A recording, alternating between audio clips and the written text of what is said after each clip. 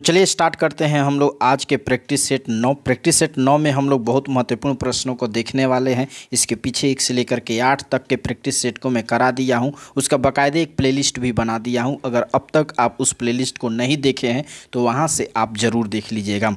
तो चलिए स्टार्ट करते हैं, प्रश्नों को देखते हैं और बिहार से संबंधित जितने भी एग्ज़ाम हैं उन सभी एग्ज़ामों के लिए यह जो प्रैक्टिस सेट है काफ़ी महत्वपूर्ण है। चलिए ध्यान दीजिएगा प्रश्नों को। प्रश्न में करें, किसके प्रयत्नों से जो है बिहार प्रांतीय कांग्रेस का जो है दूसरा अधिवेशन हुआ था? किसके प्रयत्नों से, ठीक ना, प्रयत्नों से जो है और प्रांतीय कांग्रेस का दूसरा अधिवेशन पूछा जा रहा है। तो ए में दिया है आपका गोपाल कृष्ण गोखले, बी में दिया है श्रीदीप नारायण सिंह, सी में दिया है श्री कृष्ण, डी में दिया है सुरेंद्र नाथ बनर्जी। इसका राइट आंसर हो जाएगा आपका श्रीदीप नारायण सिंह, ठीक ना। दूसरा कांग्रेस अधिवेशन जो है किसकी अध्यक्षता में की गई थी? दीप नारायण सिंह की अध्यक्षता में होती है। तो इस तरह से बी विकल्प क्या होगा? राइट आंसर हो जाएगा। अगला प्रश्न है, घरेलू उत्पादों पर जो है करों का मूल्य, घरेलू उत्पादों पर जो है करों का मूल्य, करों का मूल्य जो है वर्धित यानी कि वैट में जो है रूपांतरित तो प्रथम सिफारिश की थी। ए में दिया है खुसरो कमेटी, बी में दिया है राजा चलैया कमेटी, सी में दिया है केलकर समिति, डी में दिया रंगराजन कमेटी। इसका सही आंसर हो जाएगा आपका राजा चलैया कमेटी क्या होगा? इसका सही आंसर होगा बी विकल्प हो जाएगा। अगला प्रश्न है कि भारत के जो है किस संस्था का जो है आदर्श वाक्य धर्मो रक्षति रक्षितः जो है कानून तभी रक्षा करता है जब उसकी रक्षा की जाती है। विकल्प दिए अनुसंधान और विश्लेषण विंग, बी में दिए भारतीय सेना, सी में दिए भारत का सर्वोच्च न्यायालय, डी में दिए उपरोक्त में से एक से अधिक। तो इसका सही आंसर हो जाएगा आपका ए विकल्प अनुसंधान और विश्लेषण विंग क्या होगा? इसका सही आंसर हो जाएगा। अगला प्रश्न है कि राष्ट्रीय जनता दल की स्थापना किस वर्ष की गई थी? तो राष्ट्रीय दल की स्थापना पूछा जा रहा है 1998 या 1996 में, 1997 में। इसका सही आंसर हो जाएगा 1997। सी इज द राइट आंसर। अगला प्रश्न है कि महाद्वीपीय अलग कब हुए यानी कि महाद्वीप जो है अलग कैसे हुए हैं? विकल्प दिया हुआ है कि ज्वालामुखी फूटने से या फिर विवर्तनिक क्रिया से या फिर चट्टानों के वलन और भ्रंशन से या उपरोक्त में से एक से अधिक। तो इसका राइट आंसर हो जाएगा बी विकल्प विवर्तनिक क्रिया से जो है महाद्वीप अलग हुए हैं। अगला प्रश्न है कि लामडिंग जो है किस राज्य में स्थित है? लामडिंग जो है किस राज्य में स्थित है? ए में दिया असम, बी में दिया अरुणाचल प्रदेश, डी में दिया आपका मणिपुर और सी में दिया है मणिपुर, डी में दिया आपका नागालैंड। इसका सही आंसर हो जाएगा असम, ठीक है। यानी कि सी ए विकल्प क्या होगा? सही होगा। 1922 में जो है चित्तरंजन दास की अध्यक्षता में भारतीय राष्ट्रीय कांग्रेस का अधिवेशन कहाँ पर हुआ था? ए में दिया है गया, बी में दिया है छपरा, सी में दिया है पूर्णिया, डी में दिया है भागलपुर। इसका राइट आंसर ए विकल्प हो जाएगा गया। इसमें याद रखिएगा 1922 में जो है गया में जो अधिवेशन हुआ था उसकी अध्यक्षता चित्तरंजन दास के द्वारा की गई थी। अगला प्रश्न है कि भारत का बिहार में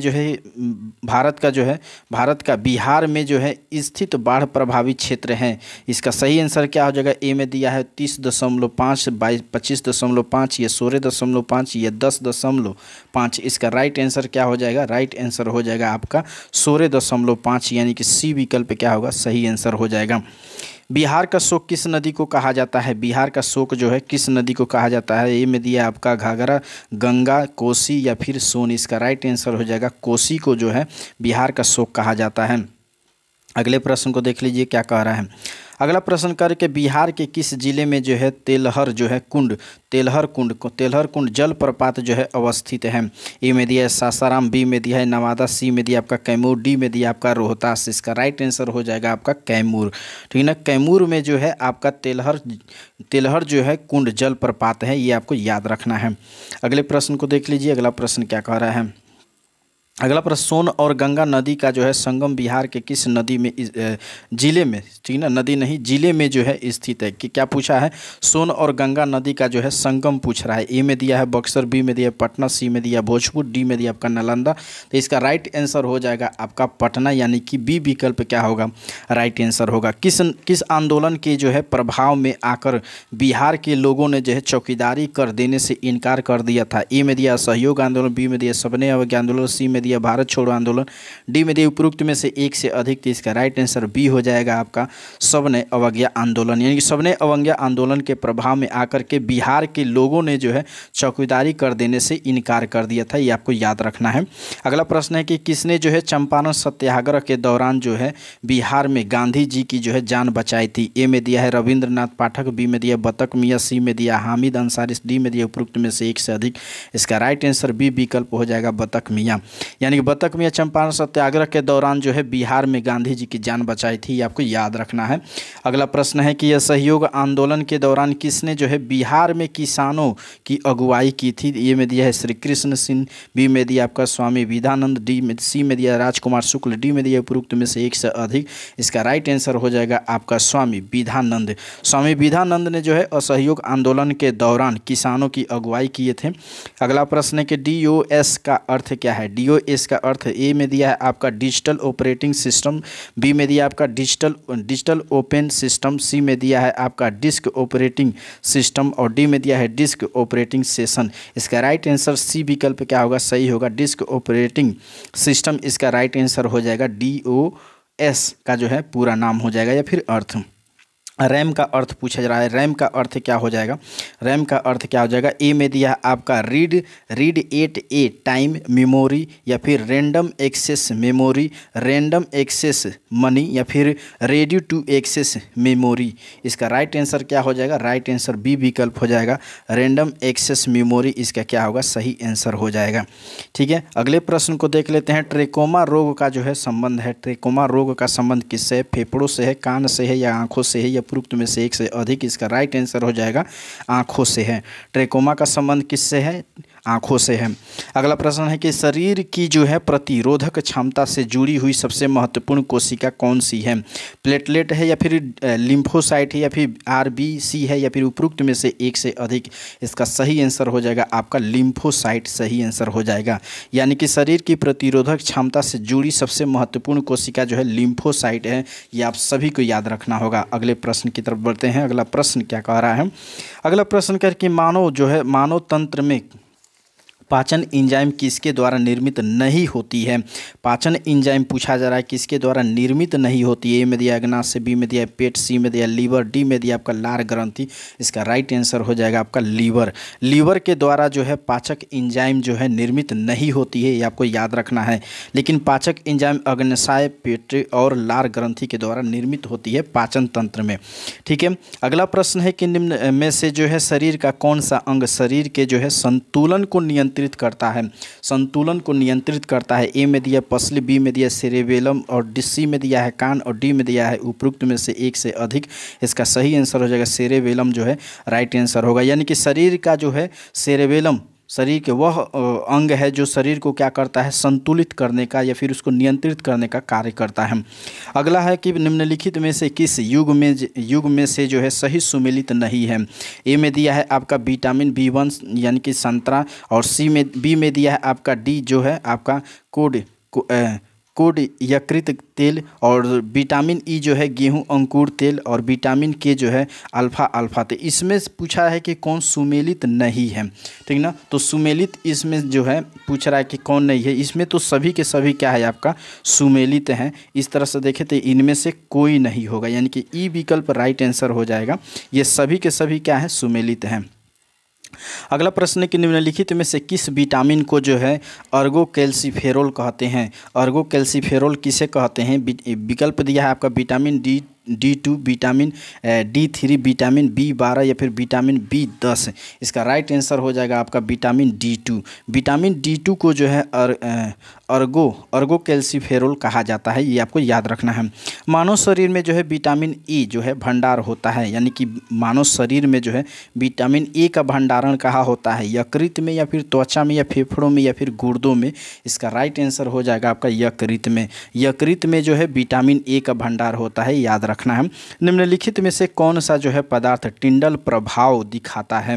NaCl का जो है पतला घोल या फिर दूध या स्टार्च सॉल्यूशन या फिर उपरोक्त में से एक से अधिक। इसका राइट आंसर हो जाएगा आपका उपरोक्त में से एक से अधिक इसका क्या होगा आंसर होगा, यानी कि NaCl के पतला घोल में भी होता है, दूध में भी होता है, स्टार्च सॉल्यूशन में भी होता है।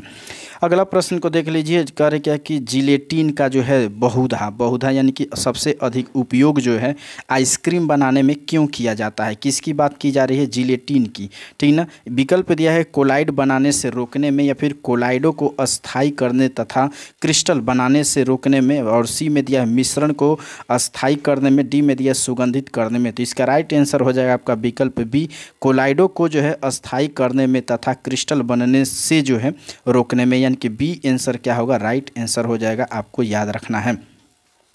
अगले प्रश्न को देख लेते हैं। अगला प्रश्न करें, आजकल सर्वाधिक जो है प्रचलित एवं सुरक्षित शक्कर का जो है विकल्प है।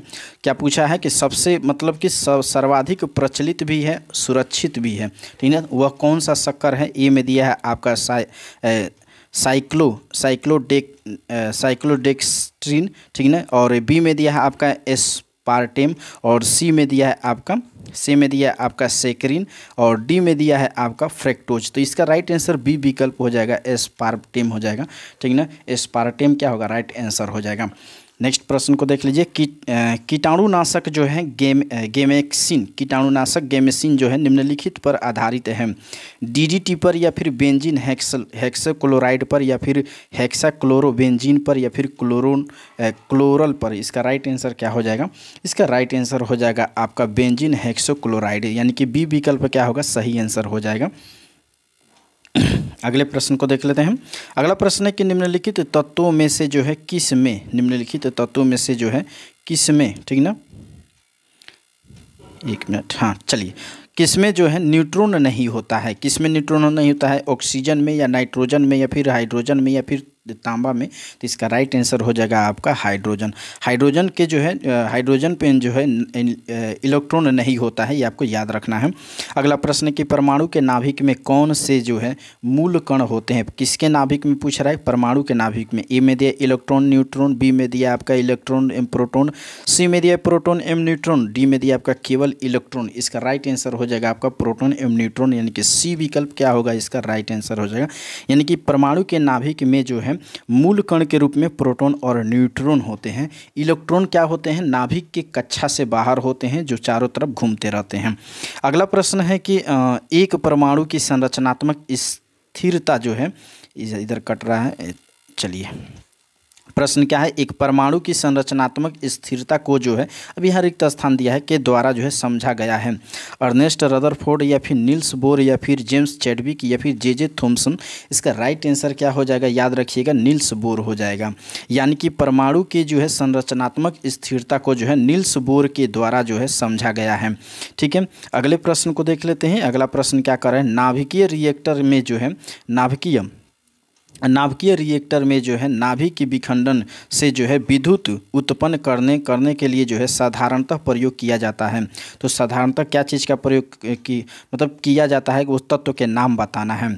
ई में दिया आपका रेडियम, बी में दिया आपका प्लूटोनियम, सी में दिया है आपका यूरेनियम, और डी में दिया ड्यूटेरियम। इसका राइट आंसर क्या हो जाएगा? यूरेनियम इसका राइट आंसर हो जाएगा। यूरेनियम क्या होगा? इसका राइट आंसर हो जाएगा, ये आपको याद रखना है।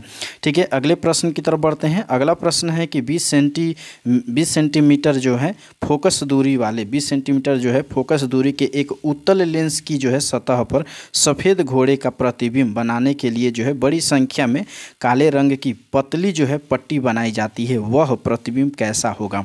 तो वह प्रतिबिंब कैसा होगा ये बताना है। तो ये विकल्प पहले देख लेते हैं। विकल्प में दिया है आपका कम चमक वाला एक घोड़ा, बी में दिया आपका काली पट्टियों का जो है एक जेबरा, सी में दिया काली पट्टियों का एक घोड़ा, डी में दिया उपरोक्त में से एक से अधिक। तो इसका राइट आंसर हो जाएगा कम चमक वाला जो है एक घोड़ा। कम चमक वाला एक घोड़ा क्या होगा? इसका सही आंसर होगा। अगला प्रश्न है कि क्लोरोफिल जो है सूर्य के प्रकाश की, अब यहाँ पे रिक्त स्थान दिया हुआ है, तरंग दैर्ध्य को जो है अवशोषित करता है। अभी यहाँ पे बताना है आपको विकल्प के आधार पर। लाल एवं नीले, बी में दिया है आपका हरे और नीले, सी में दिया हरे और लाल, डी में दिया उपरोक्त में से एक से अधिक। इसका राइट आंसर हो जाएगा आपका लाल और नीले, यानी कि क्लोरोफिल जो है सूर्य के प्रकाश के जो है लाल एवं नीले तरंग दैर्ध्य को जो है अवशोषित करता है, ये आपको याद रखना। अगला प्रश्न है कि जब दिन में जो है पानी पर जो है साबुन की फिल्म दिखता है तो यह सुंदर रंग दिखती है, इस घटना का कारण क्या है? ए में दिया है प्रकाश विवर्तन, बी में दिया है प्रकाश अपवर्तन, सी में दिया है प्रकाश ध्रुवीकरण, डी में दिया है प्रकाश व्यतिकरण। इसका राइट आंसर डी हो जाएगा, प्रकाश व्यतिकरण क्या होगा, इसका राइट आंसर हो जाएगा। अगला प्रश्न है कि निम्नलिखित में से कौन सा जो है न्यूटन गति के जो है तीसरे नियम का जो है प्रयोग करता है, यानी कि उदाहरण कौन सा इसमें बताना है न्यूटन के तृतीय नियम का। ए में दिया तीरंदाजी, बी में दिया है आपका अंतरिक्ष रॉकेट, सी में दिया वेंचुरी मीटर और डी में दिया एक से अधिक। इसका सही आंसर बी विकल्प हो जाएगा, अंतरिक्ष रॉकेट जो है न्यूटन के तृतीय नियम का पालन करता है। अगला प्रश्न को देख लीजिए, फुटबॉल खेल में जो है एक गोलकीपर जो है फुटबॉल को जो है गोल में जो है पड़ने के बाद जो है अपने हाथों को पीछे की ओर खींचता है, यह गोलकीपर को जो है किस प्रकार सक्षम बनाता है? तो गोलकीपर को किस प्रकार सक्षम बनाता है, इसमें हम लोग अगला पेज में देखते हैं। इसमें दिया हुआ है आपका ए में संवेग परिवर्तन की दर को कम करने में, फुटबॉल पर जो है अधिक बल लगाने में, सी में दिया फुटबॉल द्वारा हाथों पर लगाए गए बल को बढ़ाने में और डी में दिया उपरोक्त में से एक से अधिक। तो इसका राइट आंसर ए हो जाएगा, संवेग परिवर्तन की दर को जो है कम करने में। प्रश्न को फिर से सुन लीजिएगा, फुटबॉल के जो है खेल में एक गोलकीपर के फुटबॉल को जो है गोल में पकड़ने के बाद जो है अपने हाथों को पीछे की ओर खींचता है और यह जो है गोलकीपर किस प्रकार अपने आप को सक्षम बना रहा है? तो संवेग परिवर्तन की दर को कम करने के लिए अपने हाथों को क्या कर रहा है, सक्षम बना रहा है। ठीक है, अगला प्रश्न है कि निम्नलिखित में से जो है किस ऊर्जा में, ठीक है ना, निम्नलिखित में से जो है किस ऊर्जा परिवर्तन में जो है घर्षण बल शामिल होता है? तो घर्षण बल किस में शामिल होता है? ए में दिया गतिज ऊर्जा से ऊष्मा ऊर्जा, बी में दिया है आपका स्थितिज ऊर्जा से ध्वनि ऊर्जा, सी में दिया रासायनिक ऊर्जा से ऊष्मा ऊर्जा, डी में दिया आपका उपरोक्त में से एक से अधिक। तो इसका राइट आंसर हो जाएगा आपका गतिज ऊर्जा से जो है ऊष्मा ऊर्जा, गतिज ऊर्जा से ऊष्मा ऊर्जा। अगला प्रश्न है, राष्ट्रीय बचत प्रमाण पत्र जो है, राष्ट्रीय बचत प्रमाण पत्र की बिक्री से जो है प्राप्त हुई राशि भारत सरकार के जो है किस खाते में जमा होती है? ए में दिया है भारत की समेकित निधि में, बी में दिया प्रधानमंत्री राष्ट्रीय राहत कोष में, सी में दिया है भारत का सर्वाधिक खाता में, डी में दिया है आपका भारत की आकस्मिक निधि में। इसका राइट आंसर हो जाएगा सी विकल्प, भारत के सार्वजनिक खाता में जो है यह जमा होती है। याद रखना है आपको, राष्ट्रीय बचत प्रमाण पत्र की जो है जब बिक्री होती है और उस बिक्री से जो राशि प्राप्त होती है उस राशि को भारत का जो है सार्वजनिक खाता होता है उसमें जमा किया जाता है। नेक्स्ट प्रश्न को देख लेते हैं। अगला प्रश्न है कि भारत की 8वीं पंचवर्षीय योजना की अवधि, देखिए 8वीं पंचवर्षीय योजना की अवधि पूछ रहा है, ये आपको याद रखना है। पंचवर्षीय योजना से एक लिस्ट बना लीजिएगा और आप अपने स्टडी टेबल पे जरूर उसको लटका दीजिएगा, टांग दीजिएगा, ठीक है, जैसे भी होगा पिनअप कर दीजिएगा ताकि हमेशा आपको सामने रहे और वह याद होता रहे। तो बताइए इसका क्या होगा? पंचवर्षीय योजना की जो अवधि है 1990 से 95, 1991 से 96, 1992 से 97, ये उपरोक्त में से कोई नहीं। इसका राइट आंसर सी विकल्प हो जाएगा, 1992 से जो है 1997 एक राइट आंसर हो जाएगा। ठीक है, नेक्स्ट प्रश्न को देख लेते हैं। अगला प्रश्न है कि 7वीं पंचवर्षीय योजना में जो है अविकासीय व्यय में जो है वार्षिक वृद्धि का औसत है। ए में दिया 12.35%, 1.8% या 9.75% या 18.9%। इसका राइट आंसर हो जाएगा आपका 18.9%, यानी कि 7वीं पंचवर्षीय योजना में जो है अविकासीय व्यय में वार्षिक वृद्धि का जो है औसत जो है 18.9% है। अगला प्रश्न है कि पंचवर्षीय योजना के जो है मसौदे को अंतिम रूप से जो है कौन स्वीकृति प्रदान करता है? अंतिम रूप से कौन स्वीकृति प्रदान करता है? राष्ट्रपति या फिर योजना आयोग या राष्ट्रीय विकास परिषद, ये उपरोक्त में से कोई नहीं। इसका राइट आंसर हो जाएगा आपका राष्ट्रीय विकास परिषद। चूँकि ये विकास से संबंधित होता है, राष्ट्रीय विकास परिषद की इसकी स्थापना में काफ़ी भूमिका होती है, तो इसलिए यही क्या करता है, उसको स्वीकार भी करता है अंतिम रूप से। अगला प्रश्न है कि ध्यान दीजिएगा। प्रश्न क्या है, 8वीं पंचवर्षीय योजना का जो है प्राथमिकता देती है। 8वीं पंचवर्षीय योजना किसको प्राथमिकता देती है? रोजगार बढ़ाने को, या फिर आयात बढ़ाने को, या फिर उद्योग बढ़ाने को, या फिर प्रेस की स्वतंत्रता को?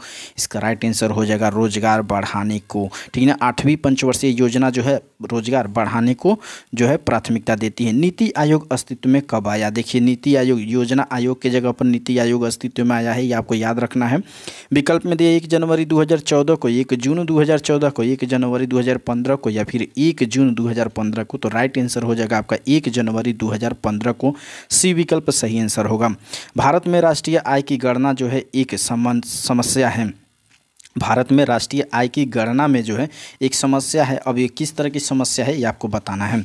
ये में दिया है अल्प रोजगार समस्या है, मुद्रास्फीति समस्या, बचत में जो है निम्न स्तर, या फिर असंगठित क्षेत्र। राइट आंसर डी विकल्प हो जाएगा। असंगठित क्षेत्र होना जो है एक क्या है, सबसे बड़ी समस्या है। अगला प्रश्न है कि निम्नलिखित में से किसका जो है निर्माण पंचायती राज व्यवस्था के तहत हुआ है?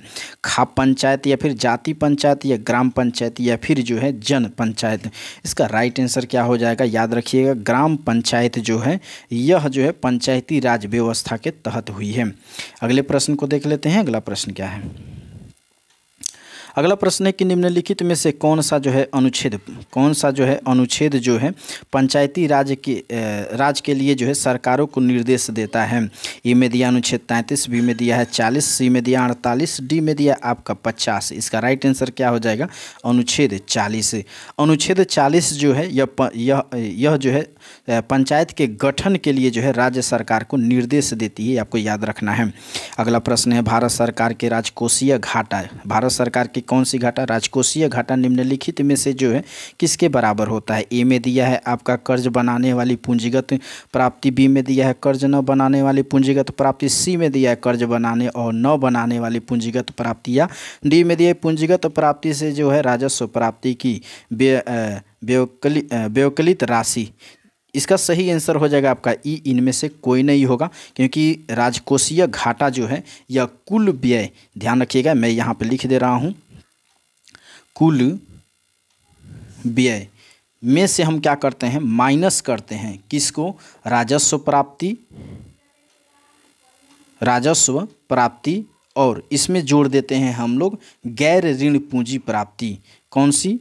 गैर ऋण पूंजी प्राप्ति। ऋण पूंजी प्राप्ति को हम लोग क्या करते हैं, जोड़ देते हैं, तो घटा दें। यानी कहने का मतलब कि राजस्व घाटा बराबर होता है आपका कुल व्यय माइनस राजस्व प्राप्तियां और गैर ऋण पूंजी प्राप्तियां होती हैं। तो विकल्प में कोई नहीं दिया है, आपको ये चीज़ें आपको याद रखना है। ठीक है। अगला प्रश्न है कि वर्तमान लोकसभा में जो है प्रत्येक राज्य के लिए स्थानों का जो है आवंटन आधारित है।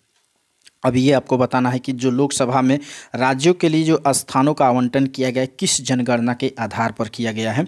इसका सही आंसर देखने का हम लोग प्रयास करेंगे। ए में दिया है 1951 की जनगणना पर, 1961 की जनगणना पर, 1971 की जनगणना पर, 1981 की जनगणना पर। इसका राइट आंसर सी विकल्प हो जाएगा 1971 की जनगणना पर।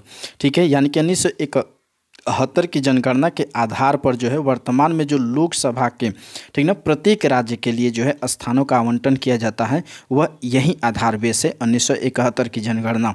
चलिए अगला प्रश्न है कि लोकसभा चुनाव का जो है कोई प्रत्याशी अपनी जमानत खो देता है, ये ध्यान रखिएगा। क्या अगर जमानत राशि उसकी खो जाती है, फिर खो देता है, यदि उसे प्राप्त न हो, क्या नहीं हो, वैध मतों का 1/3 या वैध मतों का 1/4 या फिर वैध मतों का 1/5, उपरोक्त में से कोई नहीं।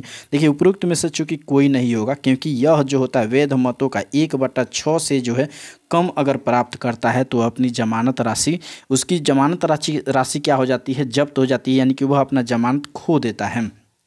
ठीक ना। अगला प्रश्न को देख लेते हैं। अगला प्रश्न, कोई वित्तीय बिल प्रस्तावित हो सकती है, कोई भी वित्तीय बिल जो है प्रस्तावित हो सकती है, यह कब हो सकती है? ए में दिया है केवल लोकसभा में हो सकता है या फिर केवल राज्यसभा में, सॉरी, ए में दिया है राज्यसभा में, बी में दिया है लोकसभा में, सी में दिया है एक साथ दोनों सदनों में, डी में दिया है आपका दोनों सदनों के जो है संयुक्त सत्र में।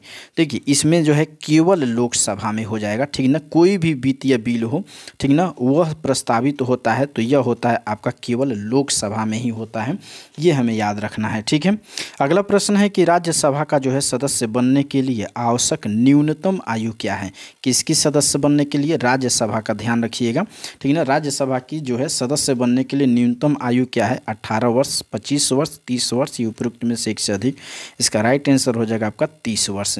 ठीक है, अगला प्रश्न है कि संसद का कार्य है, संसद का क्या कार्य है, विधि निर्माण या कार्यपालिका की नियुक्ति या वित्तीय मामलों का नियंत्रण या उपरोक्त में से एक से अधिक। इसका राइट आंसर हो जाएगा उपरोक्त में से एक से अधिक। यानी कि संसद जो है यह विधि का निर्माण भी करती है, कार्यपालिका की नियुक्ति भी करती है, वित्तीय मामलों का जो है नियंत्रण करता है। इस तरह से देखें तो एक से अधिक होगा विकल्प में। डी विकल्प क्या होगा, सही आंसर होगा। अब है कि धन विधेयकों को जो है प्रस्तावित किया जा सकता है। किन कौन से विधेयकों को, धन विधेयक को जो है प्रस्तावित किया जा सकता है। ए में दिया लोकसभा में, बी में दिया राज्यसभा में, सी में दिया संसद के किसी भी सदन में, और डी में दिया उपरोक्त में से एक से अधिक। इसका राइट आंसर हो जाएगा आपका केवल लोकसभा में। ये आपको याद रखना है, धन विधेयक जब भी आएगा प्रश्न तो लोकसभा से संबंधित होगा और यह लोकसभा में ही प्रस्तावित होता है। अगला प्रश्न है कि निम्नलिखित में से जो है संघीय शासन की एक प्रमुख विशेषता क्या है। संघीय शासन की प्रमुख विशेषता की बात हो रही है। ए में दिया है संपूर्ण शक्ति केंद्रीय सरकार में निहित होती है। बी में दिया केंद्र और राज्य समान रूप से जो है शक्तियों का उपयोग करते हैं। सी में दिया है केंद्र राज्यों की अपेक्षा कमज़ोर होता है। डी देख लेते हैं, डी में क्या दिया हुआ है। डी में दिया है आपका केंद्र और राज्य जो है अपनी शक्तियाँ संविधान से प्राप्त करते हैं, तो ये बिल्कुल सही है। डी विकल्प क्या होगा, सही आंसर होगा। ये दोनों जो है अपनी शक्तियाँ किससे प्राप्त करते हैं, संविधान से ही प्राप्त करते हैं और उसी के आधार पर ये चलते भी हैं। ठीक ना, अगले प्रश्न को देख लीजिए। अगला प्रश्न क्या करें, निम्नलिखित में से क्या संविधान की जो है 11वीं, ध्यान दीजिएगा, 11वीं अनुसूची में शामिल नहीं है। ए में दिया है पुस्तकालय, बी में दिया है ईंधन और चारा, और सी में दिया आपका ग्रामीण खेल। ठीक ना, तो ग्रामीण खेल जो है ये नहीं होगा। ठीक है, तकनीकी प्रशिक्षण ये है। ठीक ना, यानी कि 11वीं अनुसूची में जो है जो 29 विषय शामिल है, कितने विषय शामिल है, 29 विषय शामिल है। उसमें ग्रामीण खेल नहीं है, पुस्तकालय है, ईंधन और चारा है, तकनीक और प्रशिक्षण है, इसके अलावा और भी है जो टोटल मिलाकर के 29 हैं। अब ये ध्यान देने वाली ये बात है कि 11वीं और 12वीं ये दोनों अनुसूचियाँ जो है 73वीं संविधान संशोधन और 74वां संविधान संशोधन के द्वारा जो है जोड़ी गई थी। 73वीं और 74वीं संविधान संशोधन के द्वारा जोड़ी गई थी और ये संविधान संशोधन जो है 1992 में होता है, ये आपको याद रखना है। अच्छा, 11वीं अनुसूची जो है यह पंचायती राज से संबंधित है, ये आपको याद रखना है। और 12वीं अनुसूची जो है यह नगर पालिका में जो है प्रशासन जो है नगरीय प्रशासन से संबंधित है, तो ये चीज़ें आपको याद रखना है। अगले प्रश्न को देख लीजिए। जानवरों के प्रति जो है क्रूरता की रोकथाम को भारतीय संविधान की किस अनुसूची में रखा गया है, केंद्रीय सूची में, राज्य सूची में, समवर्ती सूची में या फिर उद्देशिका में। इसका राइट आंसर क्या हो जाएगा, ध्यान दीजिएगा, समवर्ती सूची में। ठीक है ना, समवर्ती सूची में जानवरों के प्रति क्रूरता की रोकथाम को जो है भारतीय संविधान की समवर्ती सूची में रखा गया है। अगला प्रश्न है कि ओजोन परत के जो है रिक्तीकरण, ओजोन परत के जो है किसकी परत की, ओजोन परत की जो है रिक्तीकरण के कारण जो है कौन सी किरणें पृथ्वी से टकराती है। ए में पराबैंगनी किरणें, बी में दिया अवरक्त किरणें, सी में दिया आपका दृश्यमान प्रकाश और डी में दिया इनमें से कोई नहीं। इसका राइट आंसर हो जाएगा आपका पराबैंगनी किरणें। ठीक है, चलिए हम लोग रैपिड फास्ट खेलते हैं इसके बाद से। ठीक है ना, अगला प्रश्न है कि निम्नलिखित में से कौन सा जो है दिन अंतर्राष्ट्रीय पृथ्वी दिवस के रूप में मनाया जाता है। इसका राइट आंसर हो जाएगा आपका जनवरी 2022। ठीक है, अगला प्रश्न है कि मोटर गाड़ी के जो है निःशेष नली से जो है निकलने वाली प्रदूषणकारी गैस प्रमुख अवयव है। इसका राइट आंसर जो है कार्बन मोनोडाइऑक्साइड, कार्बन मोनोडाइऑक्साइड हो जाएगा। यानी कि कार्बन मोनोडाइऑक्साइड जो है मोटर गाड़ी से जो है निकलती है। अगला प्रश्न है कि निम्नलिखित में से कौन जो है जंगल में आहार श्रृंखला का प्रतिनिधित्व करता है। तो आहार श्रृंखला का प्रतिनिधित्व जंगल में जो है पादप यानी कि पेड़ पौधे, हिरण और शेर करते हैं। इसका राइट आंसर ए हो जाएगा। अगला प्रश्न है कि पर्यावरण में जो है प्लास्टिक, अभी यहाँ पे आपको बताना है कि क्रिया के द्वारा विघटित नहीं होता है। तो प्लास्टिक जो है एक लंबी प्रक्रिया के द्वारा विघटित होती है, ये आपको याद रखना है, ठीक ना। चूंकि इसमें दिया है जीवाणु, मृत जीवी और परजीवी, तो इनमें से किसी से विघटित नहीं होगा, ठीक है। तो ई विकल्प क्या होगा, उपरोक्त में से कोई नहीं इसका आंसर हो जाएगा। ये आपको याद रखना है, प्लास्टिक जो है यह किसी भी चीज़ से विघटित नहीं होती है, एक लंबी प्रक्रिया के माध्यम से जो है अपने आप विघटित होती है और उसके कण जो है खाद्य पदार्थों में अवशोषण के माध्यम से अवशोषित हो जाते हैं धीरे धीरे। तो काफ़ी वर्ष लग जाते हैं इसको विघटन में, ठीक है। चलिए अगला प्रश्न है कि ऊर्जा के स्रोत जो कार्बन उत्सर्जन में जो है वृद्धि नहीं करते हैं शामिल हैं, सौर सेल होगा या पवन चक्कियाँ होगी या नाभिकीय ऊर्जा संयंत्र, उपरोक्त में से एक से अधिक। तो देखिए उपरोक्त में से एक से अधिक होगा, यानी कि डी विकल्प क्या होगा, सही आंसर होगा। करे ऊर्जा के स्रोत, ठीक ना, कार्बन उत्सर्जन में वृद्धि नहीं करते हैं। तो कार्बन उत्सर्जन ना सौर सेल से अधिक होता है, ना पवन चक्किया से होती है, ना ही नाभिकीय ऊर्जा संयंत्रों से होती है। तो इनमें से जो है उपरोक्त में से एक से अधिक ऐसे हैं जिनसे कार्बन उत्सर्जन नहीं होता है, ये आपको याद रखना है, ठीक है। अगला प्रश्न है कि ग्लोबल जेंडर गैप रिपोर्ट किसके द्वारा जारी की जाती है। ग्लोबल जेंडर रिपोर्ट जो किसके द्वारा जारी की जाती है, तो इसका सही आंसर विश्व आर्थिक मंच हो जाएगा, ठीक ना, विश्व आर्थिक मंच हो जाएगा।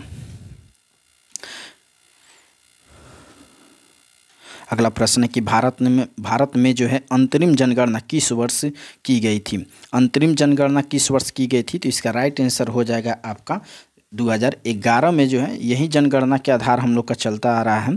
अगला प्रश्न जनसंख्या के अनुसार, अब यहाँ पे बताना है, ठीक ना, कि उत्तर प्रदेश का जो है सबसे बड़ा नगर कौन सा है, आगरा है या इलाहाबाद है, कानपुर है या फिर वाराणसी है। सी आंसर हो जाएगा आपका कानपुर। जनसंख्या के अनुसार जो है कानपुर जो है उत्तर प्रदेश का सबसे बड़ा नगर है। अगला प्रश्न देख लीजिए क्या कर रहा है, गोबी का मरुस्थल है, गोबी का मरुस्थल कहाँ है, चीन में है, ये आपको याद रखना है। अगला प्रश्न निम्नलिखित में से कौन सा जो है, यानी कि कौन 2020 में गेहूं का सबसे बड़ा उत्पादक था। ए में दिया है भारत, बी में दिया है रूस, सी में दिया है संयुक्त राज्य अमेरिका, डी में दिया है चीन। इसका राइट आंसर हो जाएगा आपका चीन, ठीक है। चीन में जो है 2020 में सबसे अधिक गेहूं का उत्पादन किया जाता था। अगला प्रश्न है कि विश्व में जो है कौन सा देश विश्व का जो है सबसे अधिक केसर उत्पादक करने वाला देश है। तो केसर उत्पादन करने वाला ईरान है, ये आपको याद रखना है, ईरान में सबसे अधिक केसर उत्पादन होता है। अगला प्रश्न है कि यह देश जो विश्व में रेशम का जो है सबसे बड़ा उत्पादक है, तो रेशम के सबसे बड़ा उत्पादक देश पूछ रहा है, तो ये चीन ही है, ठीक ना, बी विकल्प क्या होगा, सही आंसर हो जाएगा। अगला प्रश्न है कि निम्नलिखित नदियों में से जो है कौन सी नदी भारत से जो है निकल करके पाकिस्तान में जाती है। तो ये सतलुज नदी है जो भारत से निकल करके कहाँ जाती है, पाकिस्तान में जाती है। अफगानिस्तान किस देश के जो है साथ सबसे लंबी जो है अंतर्राष्ट्रीय सीमा साझा करता है, तो ये पाकिस्तान के साथ करता है। और कमेंट में करके आपको बताना है कि भारत के साथ कितनी किलोमीटर की सीमा साझा करता है अफगानिस्तान। अगला प्रश्न है कि निम्नलिखित में से किस महाद्वीप में जो है सबसे अधिक देश हैं, किस महाद्वीप में सबसे अधिक देश हैं, याद रखना है अफ्रीका महादेश में जो है सबसे अधिक, अफ्रीका महाद्वीप में जो है सबसे अधिक देश हैं। अगला प्रश्न है भारत में जो है स्थित समस्त तेल शोधन जो है अधिक कारखानों में से कोई भी कारखाना इनमें से किस राज्य में नहीं है, ठीक ना। देखिए हरियाणा इसमें है तेल शोधन कारखाना, तमिलनाडु इसमें भी है तेल शोधन कारखाना, आंध्र प्रदेश इसमें भी है, पश्चिम बंगाल इसमें भी है, सभी में है, ये कारक किसमें नहीं है, तो इसमें ई विकल्प हो जाएगा, एक से अधिक हो जाएगा विकल्प जिसमें नहीं है, ठीक है। इसमें तो सभी में है, ये पूछा कि नहीं है, तो इनमें से कोई नहीं होगा, ठीक है। अगला प्रश्न, हाँ, बाढ़ को जो है रोकने के लिए सबसे उत्तम विधि है, बाढ़ को रोकने के सबसे उत्तम विधि क्या है, वनारोपण है, वन लगाइए, बाढ़ रोकिए। अगला प्रश्न को देखिए, निम्नलिखित क्षेत्र और राज्य के जोड़ों में से जो है कौन सा जोड़ा सही नहीं है। ए में दिया है आपका, ध्यान दीजिएगा, ई में दिया आपका वायनाड केरल, ये बिल्कुल सही सुमेलित है, वायनाड जो है केरल से संबंधित है। और बी में दिया है आपका दंडकारण्य मध्य प्रदेश, यही गलत है। ठीक ना, कहा है सुमेली तो नहीं है, तो दंडकारण्य जो है यह मध्य प्रदेश नहीं होगा।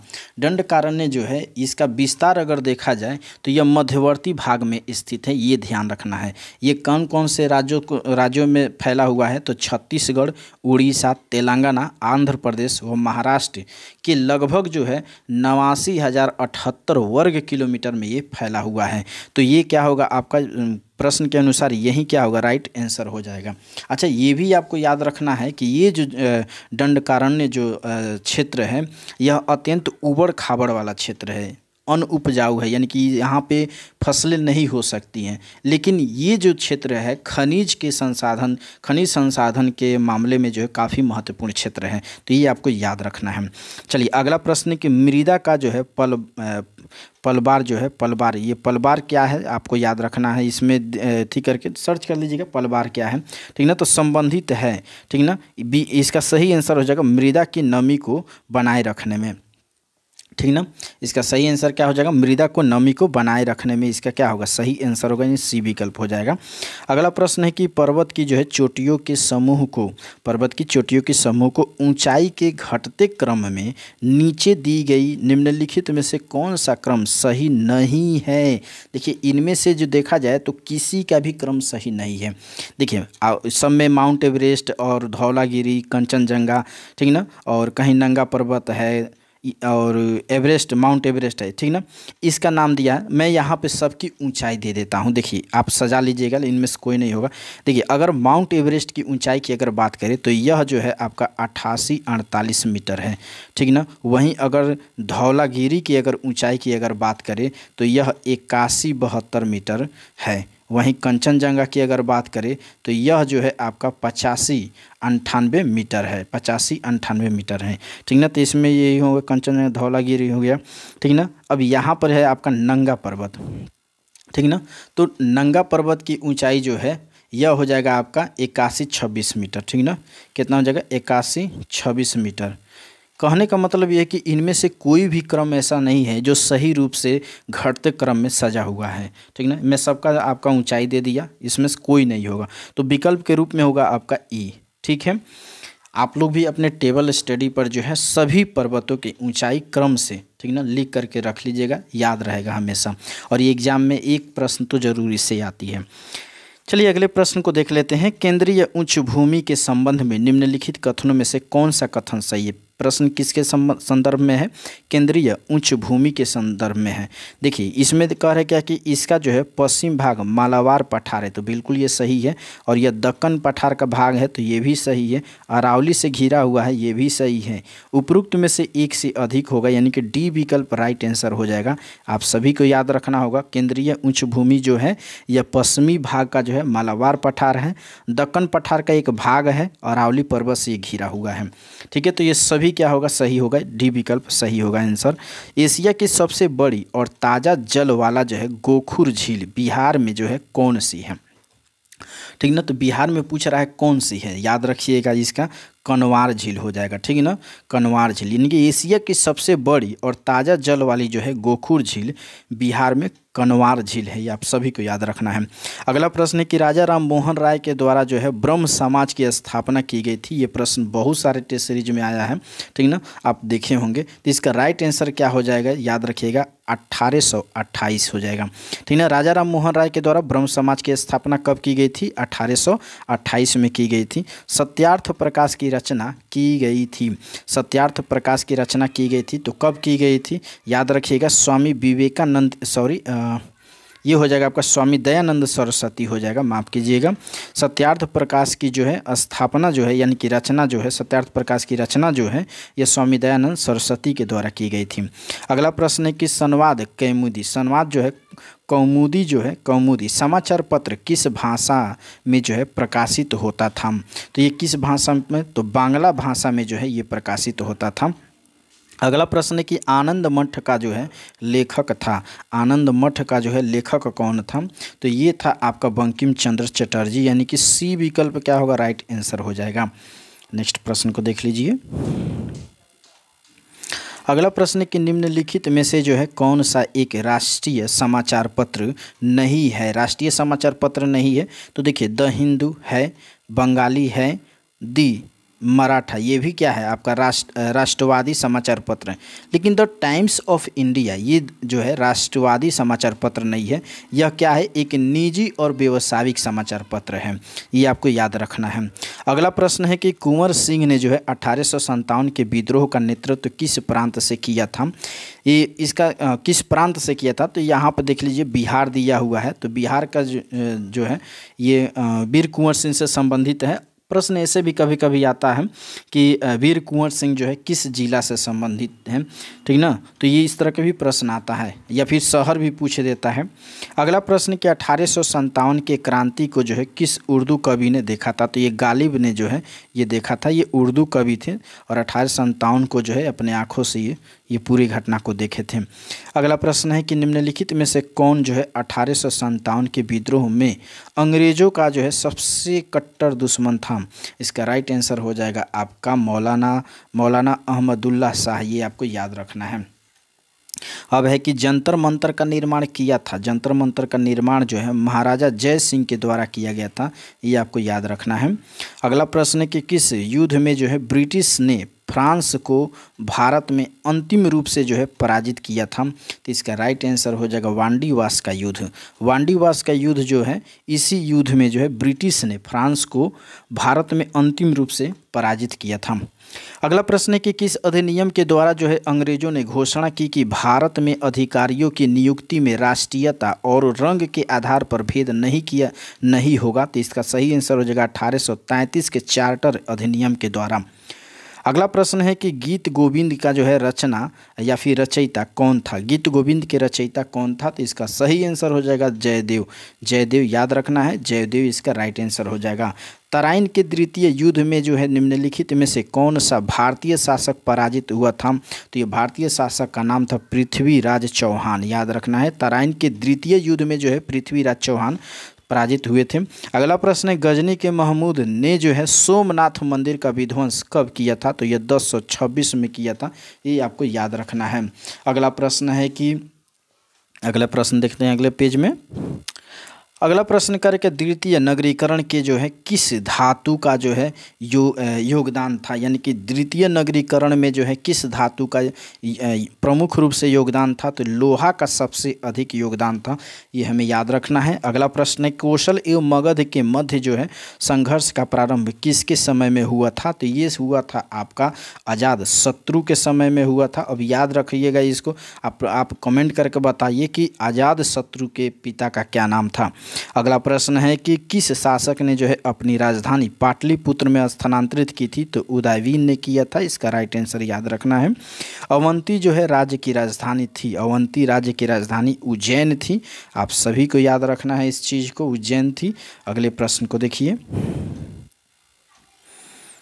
किस शिलालेख, ध्यान दीजिएगा, किस शिलालेख में अशोक ने त्रिरत्न में जो है अपना विश्वास प्रकट किया था, तो इसका सही आंसर हो जाएगा भाब्रूगढ़ के जो है शिलालेख में अशोक ने त्रिरत्न में जो है अपना विश्वास प्रकट किया था।